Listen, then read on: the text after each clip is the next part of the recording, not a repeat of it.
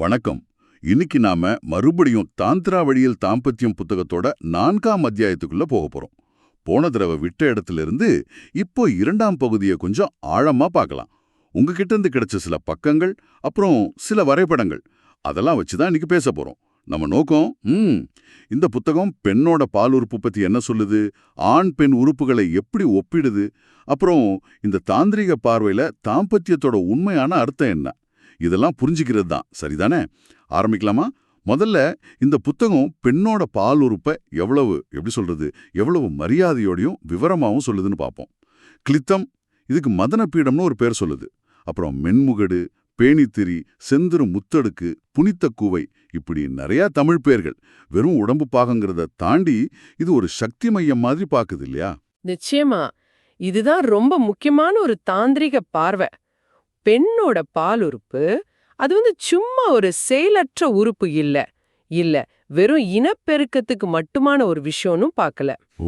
அதுக்கு பதிலா அது ஒரு தீவிரமான உயிருள்ள சக்தி வாய்ந்த பகுதியா பாக்குது.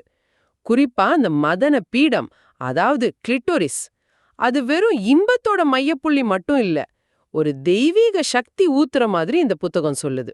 அப்படியா? ஆமா, அதோட பெரும் பகுதி உடம்புக்குள்ள மறைஞ்சிருக்கணும், அதோட சக்தி ரொம்ப ஆழமானதுன்னு சொல்லுது. நாம பொதுவா மேலோட்டமா புரிஞ்சு வச்சிருக்கிறதுக்கும் இதுக்கும் பெரிய வித்தியாசம் இருக்கு பாருங்க. இதுவே ரொம்ப ஆச்சரியமா இருக்கு. சரி, அப்போ ஆண் பெண் பால் உறுப்புகளை இந்த புத்தகம் ஒப்பிடுதே, அதை பத்தி கொஞ்சம் சொல்லுங்களேன். பெண்ணோட மதன பீடமும் ஆணோட குறியும் ஒரே கருநிலை திசுவிலிருந்து தான் உருவாகுதுன்னு சொல்லுது. இதுக்கு படமெல்லாம் கூட இருக்கா? ஆமா, அது உயிரியல் உண்மைதான். ஆனா தாந்திரிகம் இதுக்கு ஒரு தனி முக்கியத்துவம் கொடுக்குது. மதன பீடத்தோட வெளியே தெரியிற பகுதி சின்னதா இருந்தாலும் அதோட முழு அமைப்பு, அதோட வேர்கள்னு வச்சுக்கோங்களேன், அது உடம்புக்குள்ள ரொம்ப ஆழமா பரவி இடுப்பெலும்பு வரைக்கும் போய் அந்த புனித்த குவை, அதாவது யோனிய சுத்தி பின்னிக்கிட்டு இருக்குன்னு இந்த புத்தகம் விளக்குது. இது உள்ளுக்குள்ள இருக்கிற ஒரு முழுமையான அமைப்பு மாதிரி. இது பெண்ணோட பாலுணர்வுல மதன பீடத்துக்கு எவ்வளோ ஆழமான பெரிய பங்கு இருக்குன்னு காட்டுது. இது சும்மா மேல இருக்கிற ஒரு புள்ளி இல்ல, ஒரு பெரிய நெட்வொர்க் மாதிரி. புரியுது. இந்த புத்தகத்துல பிறப்புறுப்பு முடிகள் பத்தியும் எதுவும் குறிப்பு இருக்குன்னு சொன்னீங்களே, இப்பெல்லாம் அதை அகற்றுறது தான் ஒரு நாகரிக மாதிரி ஆயிடுச்சு. ஆனா தாந்திரிகம் என்ன சொல்லுது? ஆமா, இது கலாச்சார பழக்கத்துக்கும் தாந்திரீக பார்வைக்கும் உள்ள ஒரு நல்ல உதாரணம். இப்போதைய கலாச்சாரத்துல அழகு, சுத்தம்னு சொல்லி அதை எடுக்கிறது சகஜம். ஆனா தாந்திரீக பார்வையில இயற்கையா இருக்கிற ஒவ்வொன்னுக்கும் ஒரு காரணம் இருக்கு. சரி. இந்த புத்தகம் என்ன சொல்லுதுன்னா, இந்த முடிகள் உணர்வுகளை இன்னும் அதிகமாக்குறோம், அந்த மென்மையான பகுதிகளை பாதுகாக்கலாம், ஒரு விதமான இயற்கை ஈர்ப்பை கூட உருவாக்கலாம்னு சொல்லுது. இயற்கையா இருக்கிறத அதோட பயன்பாட்டுக்காக மதிக்கணுங்கிறது தாந்திரீகத்தோட ஒரு கருத்து. கொஞ்சம் யோசிக்க வேண்டிய விஷயம் இது. சரி, இப்போ அந்த புனித்த குவைக்கு வருவோம். அதாவது யோனி. இத வெறும் ஒரு பாதையா மட்டும் பார்க்காம இந்த புத்தகம் எப்படி விளக்குது? வெறும் பாதைன்னு சொல்றது ரொம்ப மேலோட்டமான பார்வை. தாந்திரிகத்துல புனித்த குவைங்கிறது சூழ்நிலைக்கு ஏத்த மாதிரி, உணர்வு நிலைக்கு ஏத்த மாதிரி விரிஞ்சு சுருங்கக்கூடிய ஒரு அமைப்பு. அதுல பலவிதமான உணர்வு புள்ளிகள் இருக்கு. அது ஒரு ஆற்றல் வாய்ந்த உயிருள்ள உறுப்பு. அப்படியா? ஆமா, அதோட சுவர்கள், அதோட ஆழம், அதோட உணர்திறன், இதெல்லாமே பெண்ணோட மனவிலை, அவங்களோட விழிப்புணர்வு, அவங்க பெறுகிற தூண்டல், இதெல்லாம் பொறுத்து ரொம்ப ஆச்சரியமா மாறக்கூடியது. இது உடம்போட அந்த நுட்பமான ஆற்றலோட்டத்தோட ரொம்ப நெருக்கமா சம்பந்தப்பட்டதுன்னு பார்க்கப்படுது. இந்த புத்தகத்துல இருக்கிற சில படங்கள் அது யோனியோட உள்ளமைப்பை பத்தி இன்னும் விரிவா சொல்லுதுன்னு சொல்லிங்க. அதுல புனித குகைன்னு எல்லாம் பேர் இருக்கே, அது என்னது? ஆமா, அந்த படங்கள் யோனியோட உள்ளமைப்புல சில பகுதிகளை காட்டுது.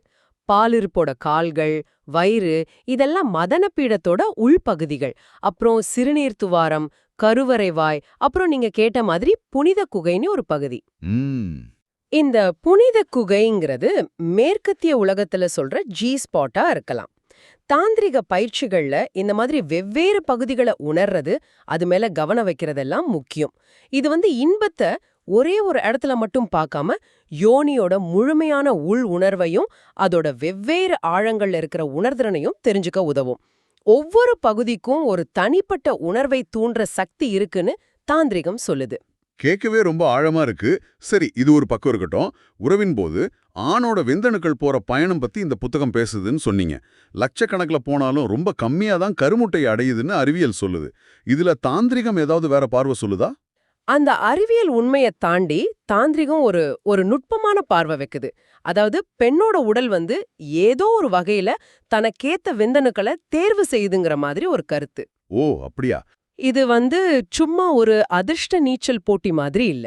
பெண்ணோட அந்த பாதை, அதோட சூழல், கருப்பை வாய், இதோட தன்மை, ஒருவேளை 2 பேருக்கு நடுவுல இருக்கிற அந்த எனர்ஜி பொருத்தம் கூட இந்த தேர்வுல ஒரு பங்கு வகிக்கலாம். இது வெறும் உயிரியல் நிகழ்வு இல்ல, உடல்களோட ஒரு விதமான உள்ளுணர்வு தேர்வு, இல்லைன்னா ஒரு ஆற்றல் பரிமாற்றம். அந்த மாதிரி ஒரு சிந்தனையை இது தூண்டுது.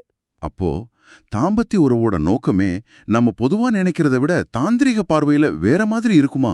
வெறும் குழந்தை பெத்துக்கிறதுக்கோ இல்ல அந்த நேரத்தை இன்பத்துக்கோ மட்டும் இல்லாம இதை எப்படி பாக்குது?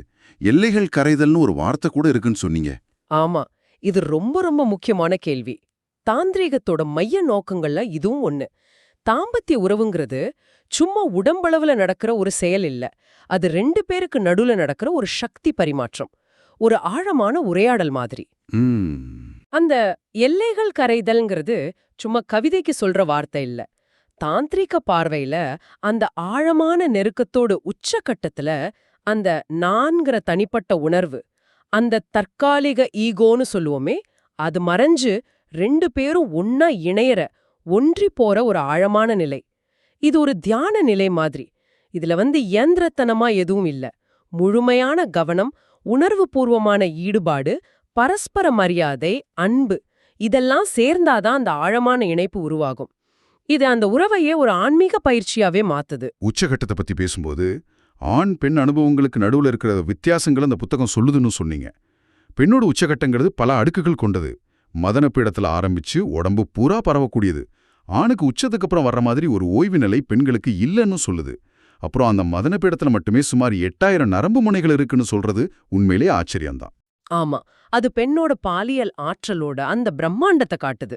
தாந்திரீகம் இத முழுசா ஏத்துக்குது. பெண்ணால பல உச்சங்களை அடைய முடியும், அது அலை அலையா வருங்கிறத மதிக்கிறது.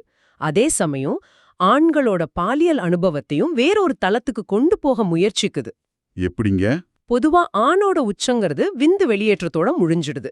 ஆனா தாந்திரீகம் ஆண்களுக்கு சீக்கிரமா உச்சத்தை அடைஞ்ச அந்த சக்தியை வெளியேற்றதை விட அந்த இன்பத்தை நீட்டிக்கிறதுக்கும், பாலியல் ஆற்றலை வெறும் பிறப்புறுப்புல மட்டும் தேக்காம உடம்பு பூரா பரப்பி அத உயர்வான உணர்வுகளா ஆற்றலா மாத்துறதுக்கும் பயிற்சி கொடுக்க முயற்சிக்குது. இதுக்குதான் அந்த விந்து கட்டுதல் பயிற்சி பத்தி இந்த புத்தகம் பேசுதா? இது சும்மா நேரத்தை நீட்டிக்கிறதுக்கு மட்டும்தானா? இல்ல, அது வெறும் நேரத்தை நீட்டிக்கிறதுங்கிறத விட ஆழமான நோக்கம் கொண்டது.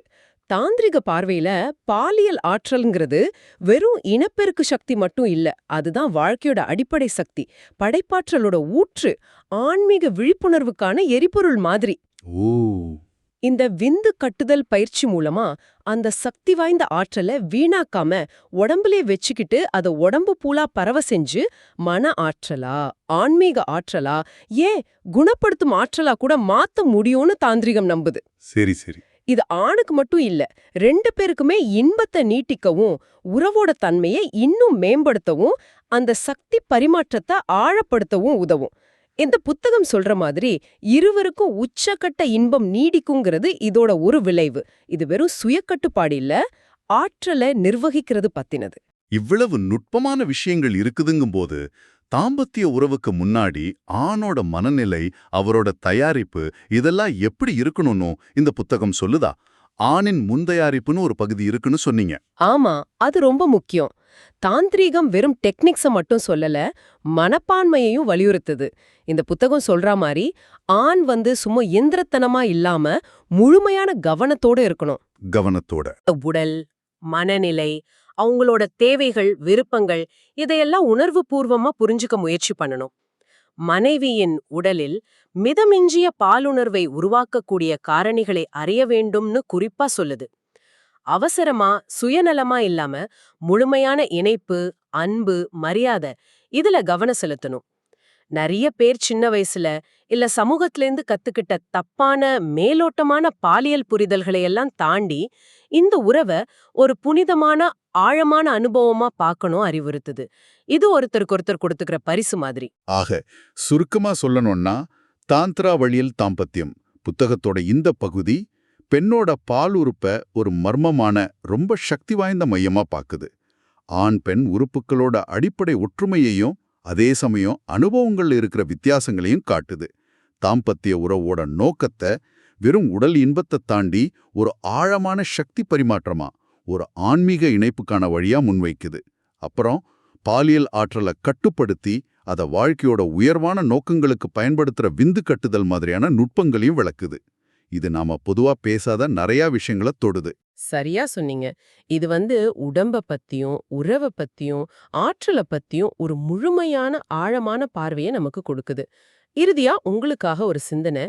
இந்த புத்தகத்தோட கருத்துக்கள் சொல்ற மாதிரி தாம்பத்திய உறவுல வெறும் உடல் இன்பத்தை தாண்டி ஒரு ஆழமான சக்தி பரிமாற்றம், உணர்வு பூர்வமான இணைப்பு, ஒரு விதமான தியான நிலை அல்லது விழிப்புணர்வு நிலை சாத்தியம்னா அந்த சாத்தியத்தை உங்க அன்றாட நெருக்கமான தருணங்கள்ல அது எவ்வளோ சின்னதா இருந்தாலும் சரி எப்படி உணர ஆரம்பிக்கலாம், இல்ல எப்படி கவனிக்க ஆரம்பிக்கலாம், அந்த உள்நோக்கிய கவனத்தை எப்படி வளர்க்கலாம், இத பத்தி நீங்க கொஞ்சம் யோசிச்சு பாருங்க.